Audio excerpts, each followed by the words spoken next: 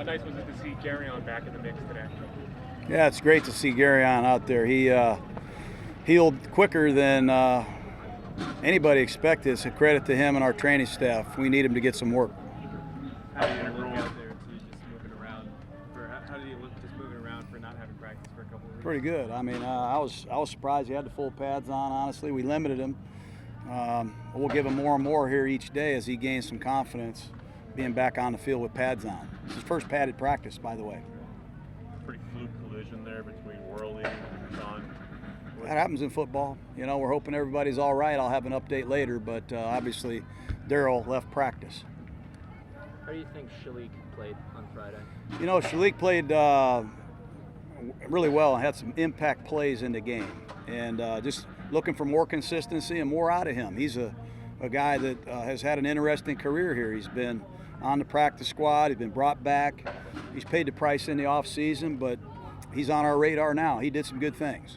A lot was made of the inside pass rush, Hayden Hall and Hurst. When you look at the film for the first game, what did you see that you liked out of those two guys?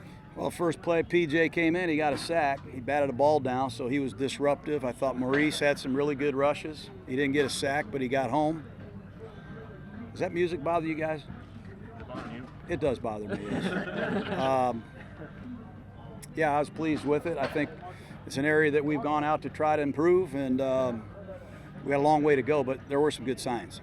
What are the areas that you want to see them work at most for those two guys? Both sides of the ball? Those two guys, Hurst and Hall, where are the areas where they need to? Well, I think conditioning, number one. If you're going to be a great defensive tackle, you got to get yourself in premier shape because it's tough. And I think you got to defend a lot of different kinds of plays, getting off double teams, trap blocks, executing stunts. And winning when you're one-on-one against really good players is not as easy as it appears. I know this applies to probably any player on the roster, but how integral is consistency for Connor Cook? And while having, in that sense, he did some positives on Friday, what did he show today? Well, he did some positive things. I like the look in his eye. I thought he was confident. He was in control. And again, he moved the football team, did some good things. You know, we made it hard on him today, put him in some tough positions. You don't get a chance to read your clippings and celebrate your press conferences for long in this business. So hopefully he got his eyes open today and can learn from this film, but he obviously missed a couple throws we expect him to hit. What did you throw at him today? I'm not going to be specific. How would you describe the back end for between Connor and EJ? You know, Connor has a good day and EJ comes back the next day. Both of them have been really good. I mean, it's hard. You know, they're standing there, and if you can just imagine this, you never know who's going to get called and when. So you're just basically watching practice, trying to keep your mind in it, and you never know if it's going to be Cook or Emmanuel, and you never know how much you're going to get to play and how long you're going to get to play. So that's part of being a backup quarterback. You get called upon in short notice, and you got to perform. And we're still figuring out who's the number 2 quarterback. How did Silverman look to you on Friday night? How do you feel like he's taken the tackle after not playing? I give him credit. He's played a lot of positions for us. You know, Giacomini's hurt. Brandon Parker's hurt. We needed somebody to come in and step up. He did that. I think he got edged one time on a pass set. But other than that, he did a good job. And I said it a couple times here, you can only keep so many linemen, and you can only have so many linemen available on game day. And he's going to have to play emergency tight end. He's going to have to play emergency guard and tackle. And right now, he's answering the bell in those areas. How's that almost Sharp stepped up to back for that spot? He's in the mix. You know, I just have high expectations for him. I probably have way too high of expectations for Sharp. And I raised the bar 4 more inches today. Every time he gets close, I seem to raise it too far for him. But I have high expectations for that young man.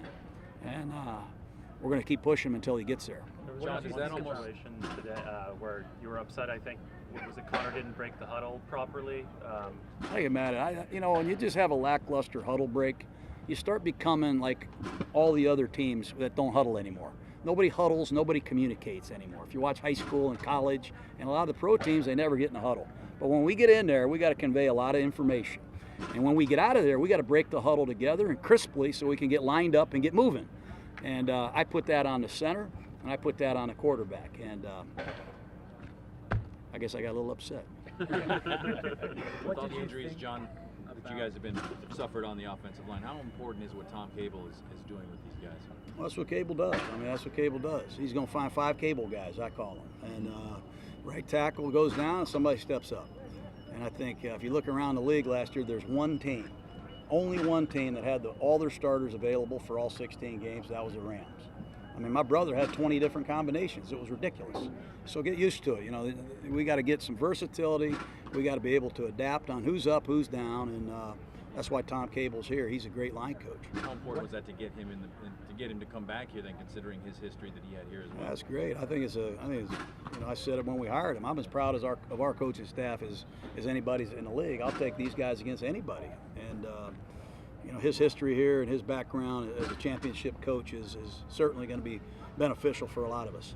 What did you think about the Carl Joseph hit that was flagged? Did you think that was? You know, I don't want to talk about it anymore. It's, you know, safety. Don't get your head out of there. You know, I'm tired. You know, I didn't like a lot of the calls in the game. I mean, first play of the game, my tight end got thrown on the ground. You know, the next play of the game, we have a 60-yard run called back. I thought there was pass interference on the bomb to Martavis Bryant. I'm not going to stand up here and question every call, but I'm going to do the best I can to make those 3 points. Was Bryant dealing with something today? Yeah, he's got a headache somewhere. He's in his room. He's got a headache, and hopefully he gets well soon. What do you think about Markel Lee's development? You know, there's a guy that really stepped up, man. He had a great game. He's physical. I think he's more and more of a complete linebacker. He's getting more comfortable in pass coverage.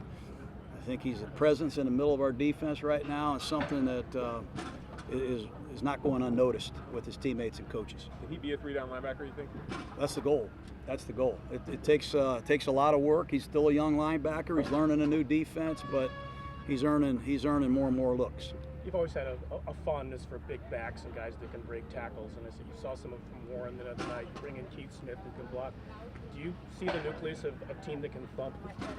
I hope so. I mean, that's. I think if you go back to what we said initially, we're going to try to run the ball, and to do that, you got to have the components to do it. You know, we got a blocking tight end. We got 2 blocking tight ends. We got a big fullback. We've got, you know, 2 backs in this league that have gained almost 1,500 yards. And Chris Warren is a good player.